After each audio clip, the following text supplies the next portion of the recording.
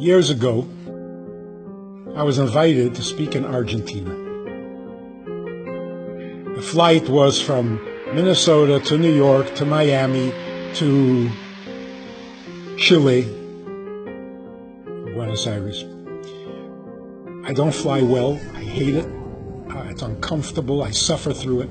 And this was a particularly difficult, long, verschleppte Krenk. When I finally arrive in Buenos Aires, the shliach there picks me up at the airport, takes me to a hotel room so that I can recover, and the next day we start the lecture tour. Picks me up, we're in the car, we're driving along, and he says, by the way, there's a woman in town who suffered a terrible tragedy. She is severely depressed. She hasn't come out of her apartment in 6 months. And she refuses to talk to anybody. But when we told her you were coming, she agreed to talk to you. So we'll stop at her apartment on the way to the hotel, and you'll talk to her. I was furious. I couldn't believe it. It has to be on the way to the hotel? But what bothered me the most, you didn't even tell me. You didn't ask me, you didn't warn me, you didn't tell me. What is this? Come into the apartment, and this woman literally looks like she has passed away and nobody told her. There was no life in her eyes. There was no tone in her voice. There was no color in her skin. I mean, she hadn't left the apartment in 6 months.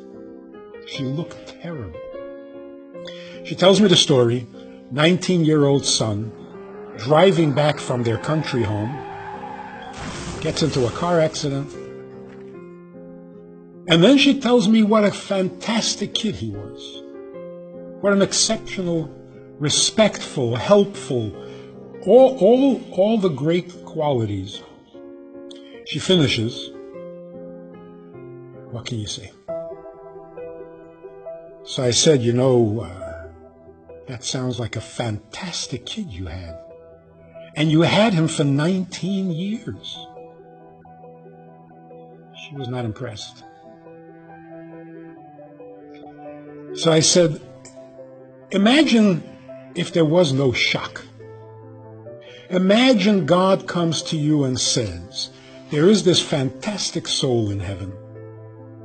He needs to be born and live for 19 years.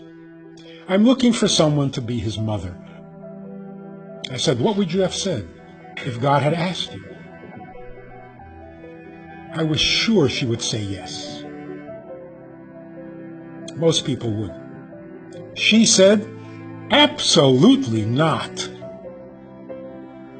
Without thinking, I said, well, it's a good thing he didn't ask you.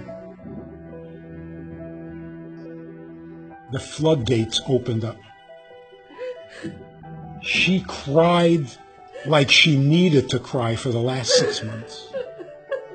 And in front of my eyes, she came back to life. Literally the resurrection. She came back to life in 20 minutes in front of my eyes. It was the most incredible, the most emotional. There were no words.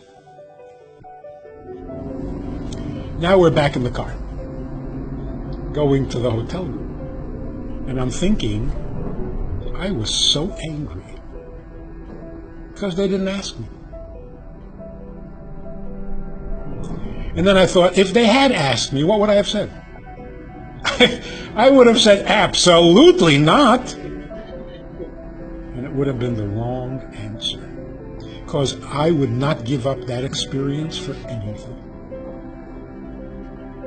I would say that in 50-some years of talking to people, that has got to be way up there as the most significant, most amazing. To say no to that, got to be crazy. And I would have been crazy. And I would have said no. The moral of the story is that